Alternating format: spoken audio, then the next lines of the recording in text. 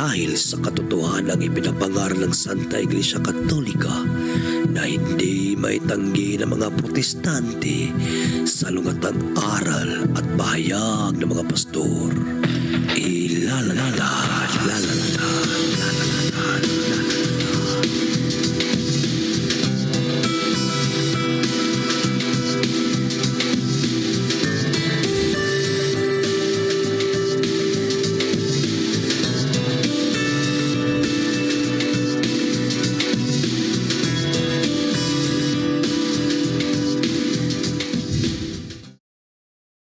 Car bag sauce simperhead.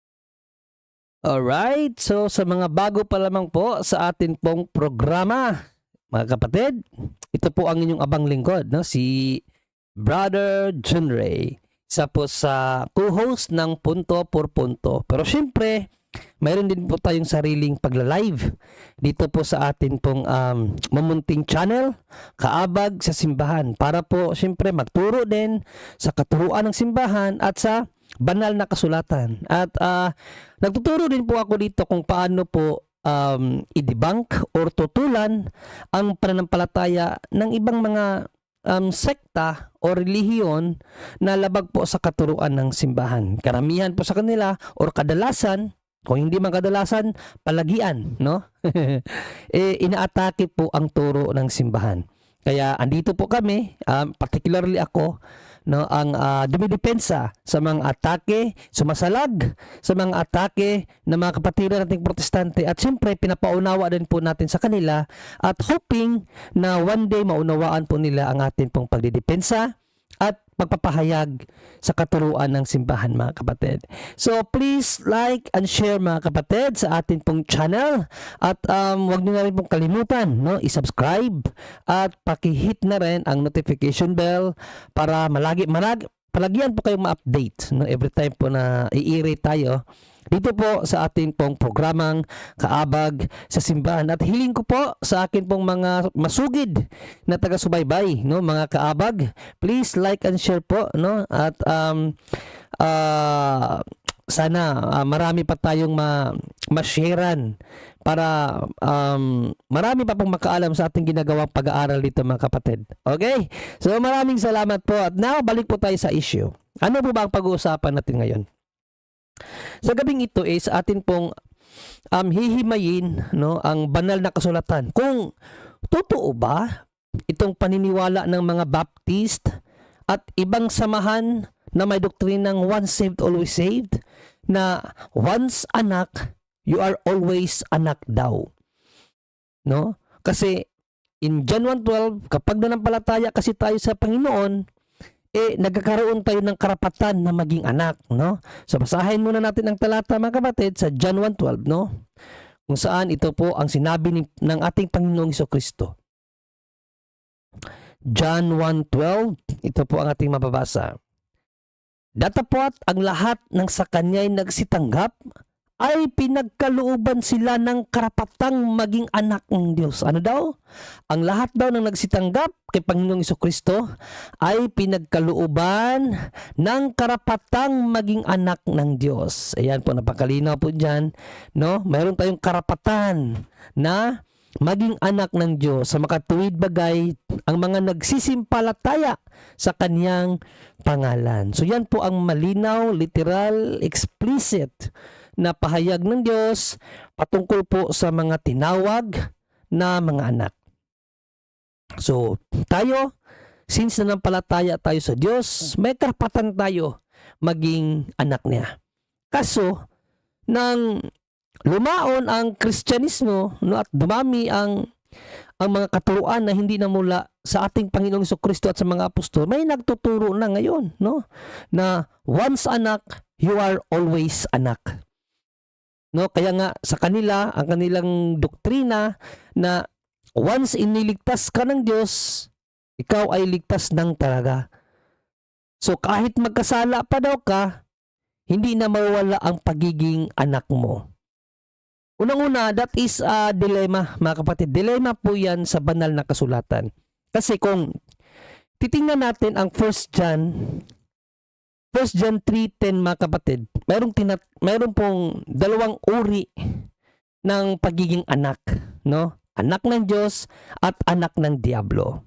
So ito po ang atin pong mababasa sa 1 John 3:10. Dito nahahayag ang mga anak ng Diyos at ang mga anak ng Diablo.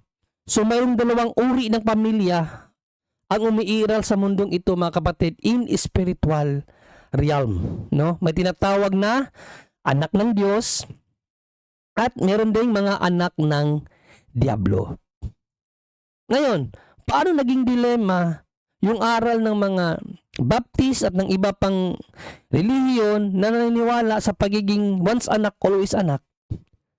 Paano naging dilema yon in biblical perspective? Kasi kung sasabihin natin na once anak, always anak ka, malinaw kasi sa Bible, mayroong dalawang uri ng pamilya ang binabanggit, no? Mga anak ng Diyos at mga anak ng Diablo. So, kailan lang ba tayo nagiging anak ng Diyos? At the moment na tayo ay nanampalataya. Tama? So, how about yung hindi ka pa nanampalataya? So, hindi ka anak ng Diyos. Kaninong anak ka? Anak ka ng Diablo. Tama? Ngayon, ipapasok natin in logical sense yung kanilang turo na once anak, always anak. Anong resulta? Once anak ka ng demonyo, always ka ng anak ng demonyo. So wala ka ng karapatan maging anak ng Diyos. Kasi nga ang aral nila, once anak, always anak. Diba, dilema mga kapatid? Kaya nga hindi po totoo ang aral na yan. Isa po yan sa argumento kasi nila, kaya daw once saved, always saved. Kasi nung nanampalataya ka, anak ka na ng Diyos. At dahil anak ka na, palaging anak ka na, kahit pa ikaw ay nagkasala. Mali po yan. Maling-mali po yan, mga kapatid. Actually, kung maalala nyo, no, ginamit ko yan panlaban sa paniniwala ni Rian Fuentes, no, pastor ng Baptist. Nung nakaraan, nagdebate kami. Dahil sa kanya, hindi na mawawala ang pagkaanak kahit daw magkasala.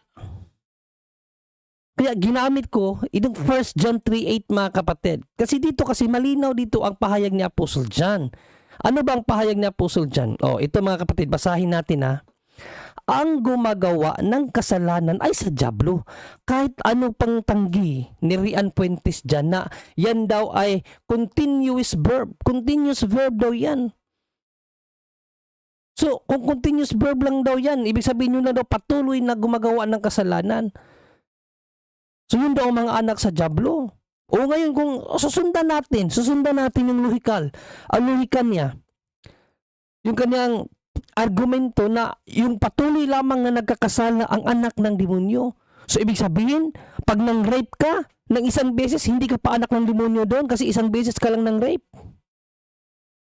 Kung nag-hold up ka sa bangko ng isang beses lang, hindi ka pa anak ng Diablo doon, anak ka pa rin ng Diyos kasi isang beses ka lang nang hold up sa bangko, mga kapatid. Kung pumatay ka ng tao, hindi ka pa rin ba tatawaging anak ng Diablo dyan kahit dahil isang beses ka lang nakapatay? Di ba? Wala sa lohika, mga kapatid eh. Wala sa lohika. Sasabihin niya na yun lamang na patuloy sa pagpapakasala ang anak sa Diablo dyan. Hindi, mali po.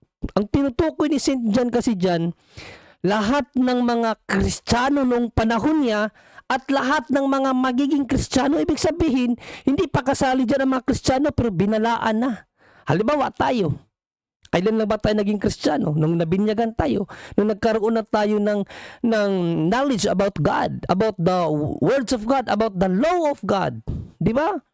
Doon lang tayo nagiging anak ng Diyos. Doon tayo doon tayo nagiging anak ng Diyos eh. Nabinyagan tayo, nanampalataya tayo.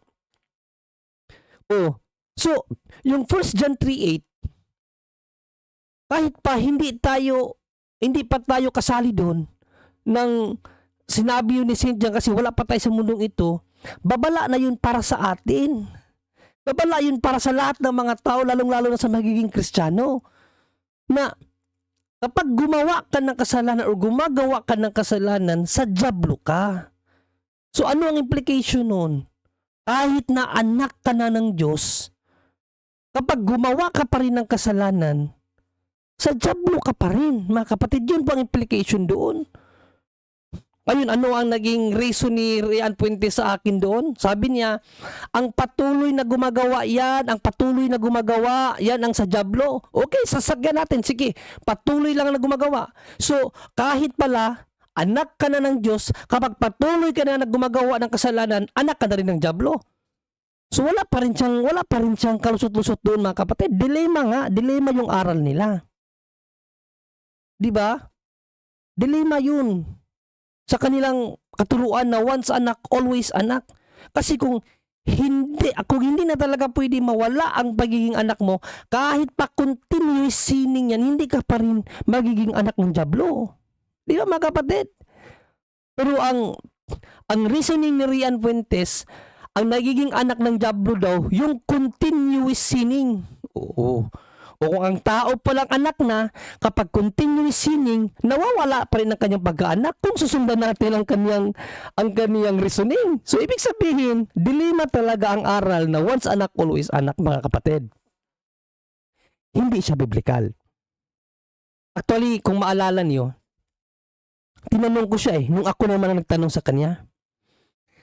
Pastor Rian Fuentes, sangayon ka ba sa Bible na si Satanas, bago siya naging Satanas, ay anak siya ng Diyos? Sangayon siya. Sabi niya, yes, anak siya ng Diyos. Nung nagkasala siya dahil linabanan niya ang Diyos, anak pa ba siya ng Diyos o hindi na siya anak ng Diyos? Sabi niya, hindi na siya anak ng Diyos. Pero ano yung reason niya sa akin doon? Hindi naman ipinagkaloob ng Diyos sa kanya na maging anak siya. Ano hindi pinagkaloob? Anak nga siya ng Diyos, di ba? Ano bang ibig sabihin ng anak ng Diyos? Hindi ba pinagkaloob ng Diyos? Kaya nga siya tinawag na anak ng Diyos kasi niloob ng Diyos na tawagin siyang anak ng Diyos. Di ba, mga kapatid?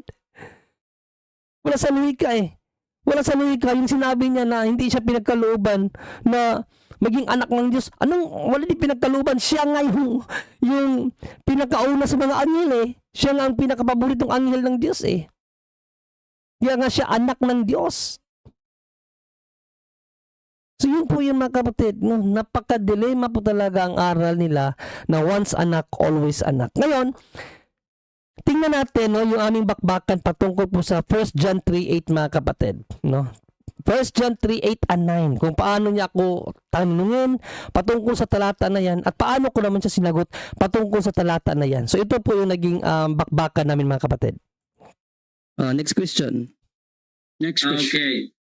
Dito po sa ginamit mong 1 John 3:8 ay sabi po doon ay gumagawa or committed sin.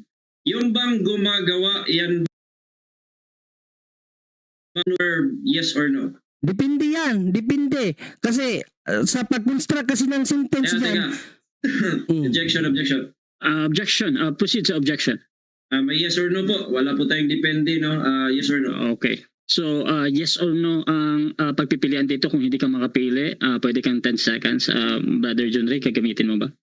10 seconds, Mr. Moderator. Proceed.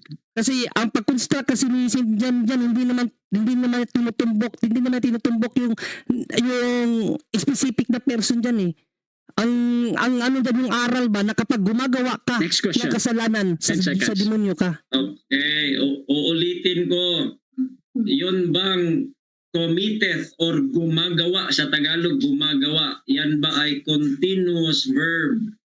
Oo o hindi? Okay, yes, continuous verb yan. Oo, pero what I mean is yung pagpahayag ni St. John dyan, wala pa siyang tinutumbok na yung tao na yan patuloy gumagawa.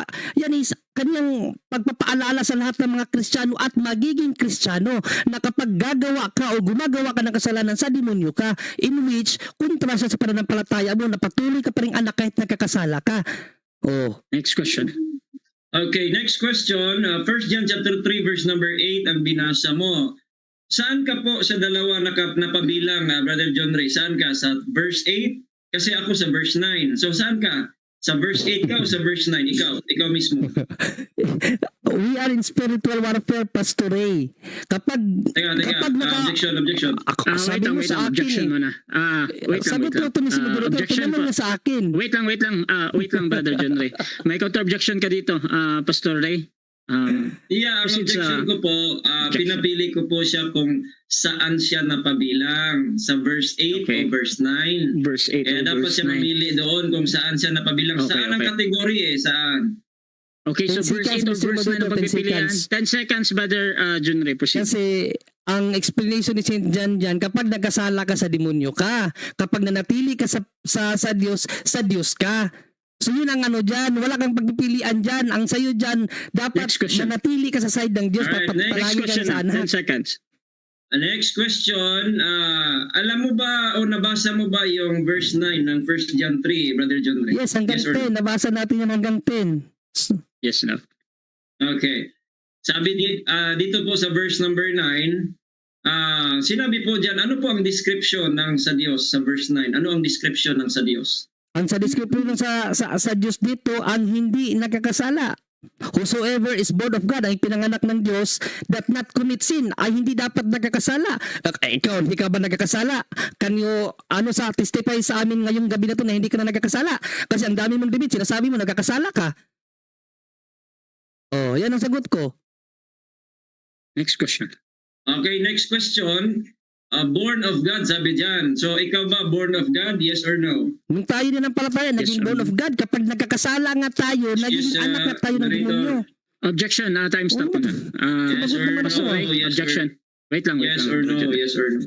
Okay, so ang yes or no talaga, Brother John Ray. Yes or no? Born of God ka ba daw? Born of God, ang sagot ko, Mr. Moderator, di mo ito nakikinig. Sabi ko, born of God, Okay, nung okay, so nanampalataya tayo at nabinyagan tayo, naging born of God tayo.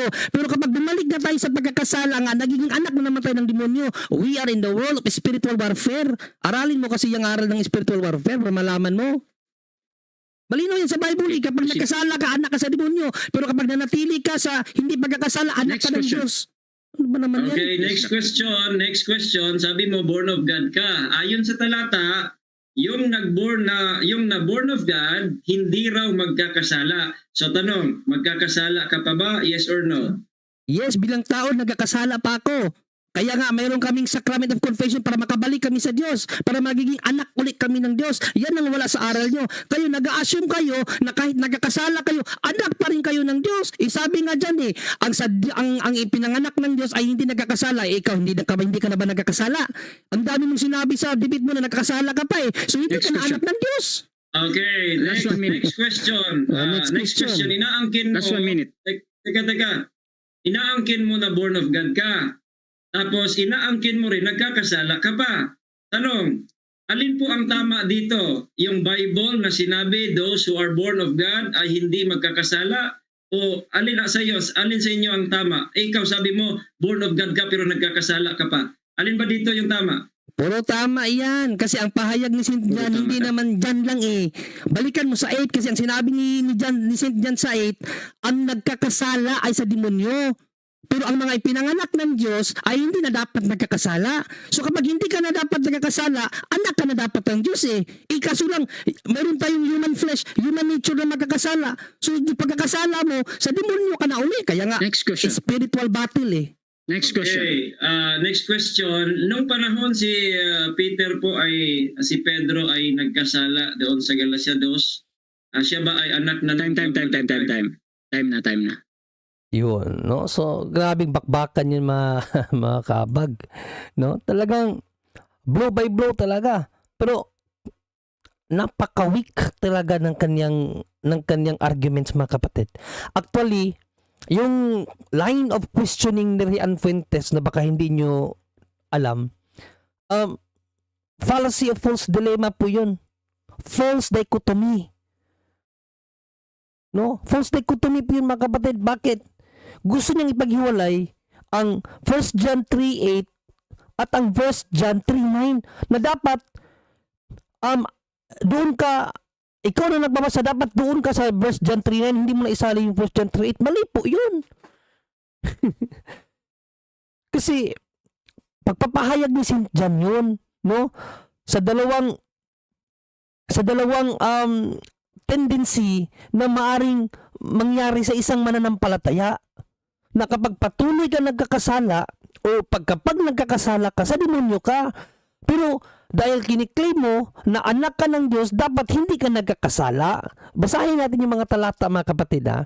1 John 3, 8 and 9. Kasi inaano niya kung sabaga pinaghihiwalay niya ba, dapat dito lang tayo sa 9 na ang mga anak ng Diyos. Kasi nga, di ba, naging anak na tayo ng Diyos. Nung tayo na ng palataya, nabinyagan, naging anak tayo ng Diyos. So sa kanya, dahil anak na ng Diyos, hindi na dapat magkakasala. So wala na daw tayo yung pagkakasala. Hindi nga nagkakasala nga tayo Kahit si Rian Fuentes sa mga debate niya, maraming beses niya sinabi nagkakasala siya. O basahin natin, mga kapatid, ha? Hindi kasi marunong umintindi ito.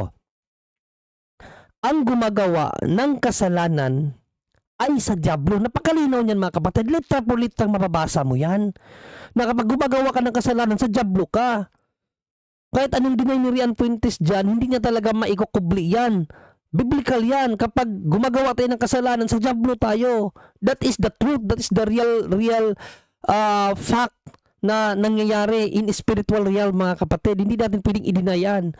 Kaya nga tayo pinapanatili sa hindi pagtugon sa mga pagkakasala para always tayo nasa side ng Diyos, mga kapatid. Sapagkat buhat pa ng pasimula ay nagkakasala ang diablo. Sa bagay na ito'y nahayag ang anak ng Diyos upang iwasak ang mga gawa ng diablo. Ibig sabihin, ang dahilan kung bakit pumarito ang anak ng Diyos, ang ating Panginoong Jesucristo, ay para gibain, ang gibain ang curse na dulot ng pagkakasala ni Satanas na kaniyang ini-inject sa mga tao, mga kapatid. O sa 9, ang sino mang ipinanganak ng Diyos ay hindi nagkakasala. So dito si Rian Fuentes, kay Rian Fuentes, dito daw siya, sa verse 9 daw siya, hindi siya sa verse 8. Para bang pinapalabas niya na kahit nagkakasala siya, anak pa rin siya ng Diyos. Hindi nga kasi ang pinahayagan ni St. John dito, ang sino mang ipinanganak ng Diyos ay hindi nagkakasala. So how can you claim na anak ka ng Diyos kung nagkakasala ka? Meron ba sa atin isa dito? Mag-raise nga ng hand dyan. Kayo mga kabang, mag-raise nga kayo ng hand. Meron bang isa sa inyo dyan na hindi nagkakasala? Para palagi kayong anak ng Diyos? Diba? Kaya nga sampal sa atin Sampal sa atin ang talatang yan. Sampal sa lahat ng mananampalataya yan. Kasi anak ka na ng Diyos, ba't ka pa bumabalik sa pagkakasala? Sampal po sa ating lahat yan. But God is love. No? Dahil sobrang pagmamahal niya sa atin. Kahit pa bumabalik tayo sa pagkakasala, gumagawa pa rin ang Diyos ng paraan para makabalik tayo sa Kanya. Sa paanong paraan?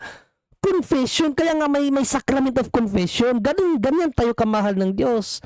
Siya ang nagbibigay ng paraan sa atin para hindi talaga tayo totally mawala sa Kanya, mga kapatid. Pero yan po talaga ang katotohanan.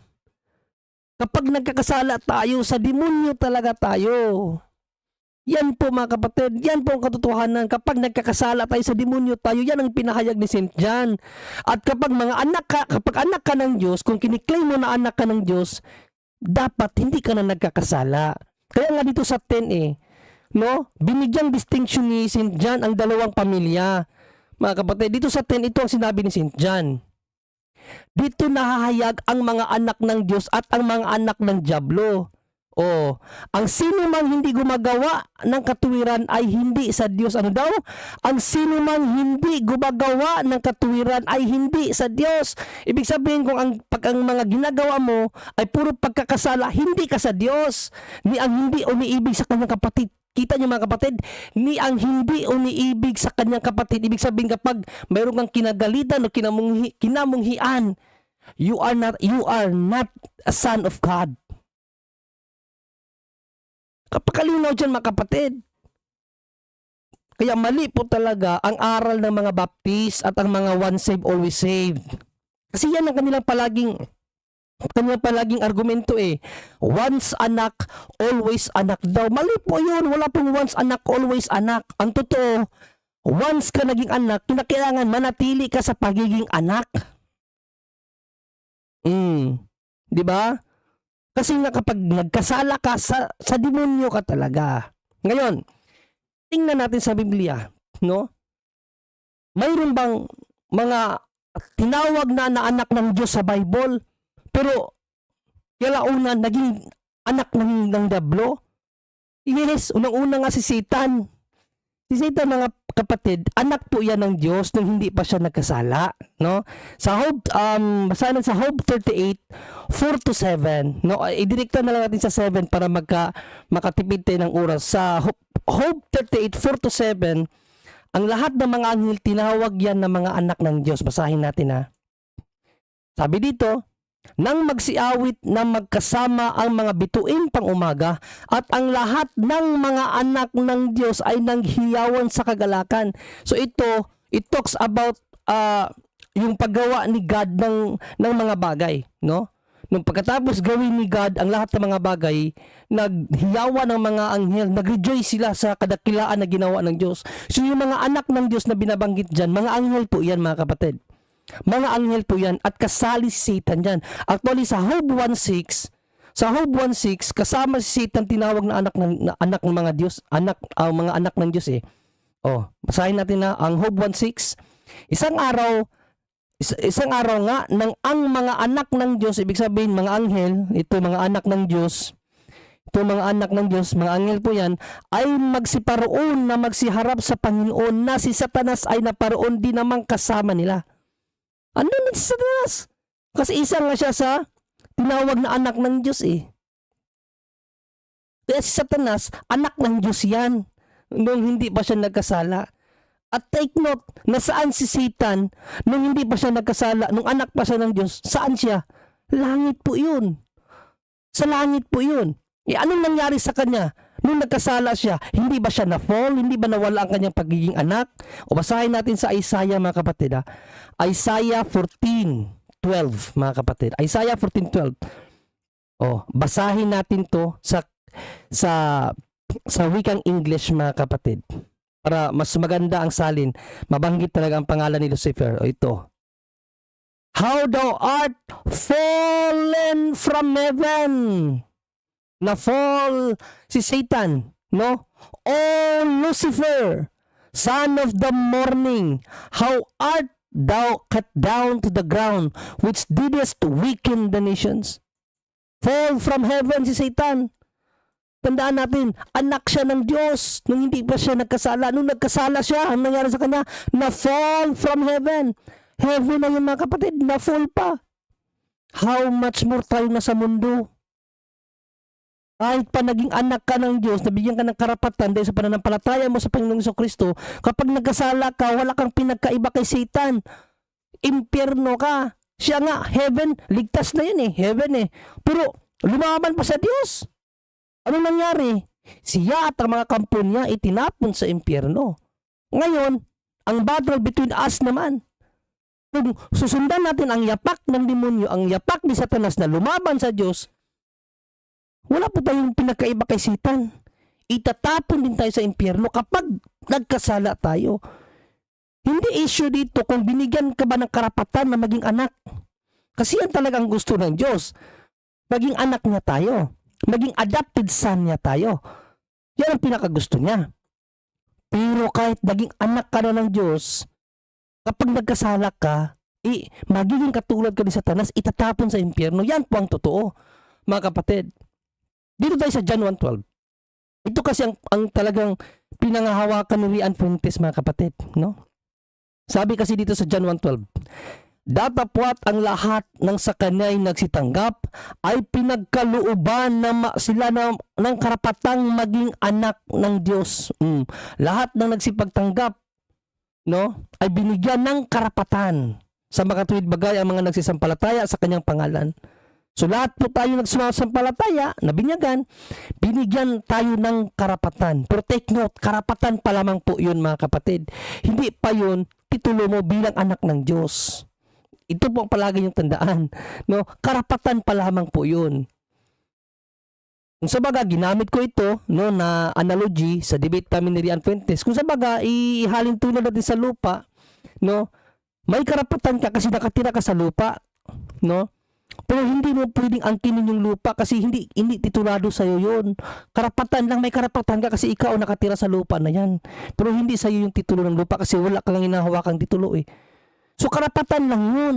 Dahil sa pananampalataya natin, mayroon tayong karapatan na tawaging anak ng Diyos. So hindi pa yan ganap na anak, mga kapatid. Kaya nga St. John, anong sabi ni St. John? Anong sabi ni St. John dito mga kapatid? Sa kanyang unang sulat sa 3:2, sabi ni St. John, mga minamahal, ngayon ay mga anak na tayo ng Diyos at hindi pa nahayag kung magiging ano tayo. Wala pa kasiguraduhan. Anak na tayo ng Diyos pero hindi pa nahayag kung magiging ano tayo. Kasi nga, nagkikipaglaban pa tayo kung talagang karapat dapat ba tayo maging anak. Even kay St. Paul mga kapatid, sa Roman 8:19.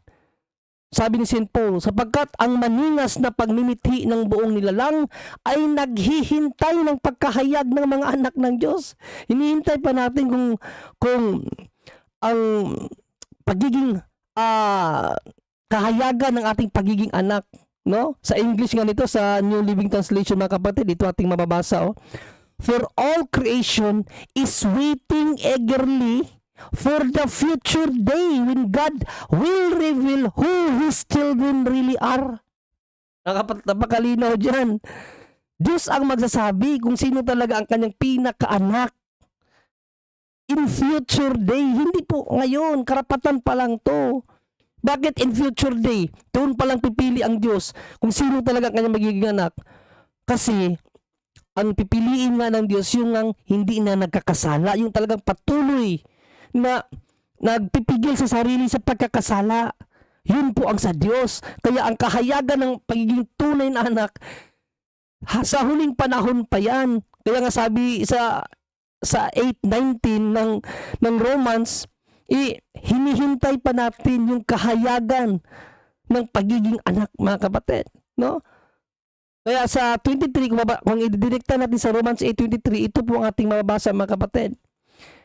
And we believers also groan, even though we have the Holy Spirit within us as a foretaste of future glory, for we long for our bodies to be released from sin and suffering.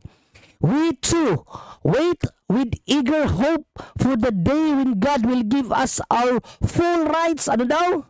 Hinihintay natin yung araw na ang Diyos magbigay sa atin ng buong karapatan as His adopted children. Ano daw?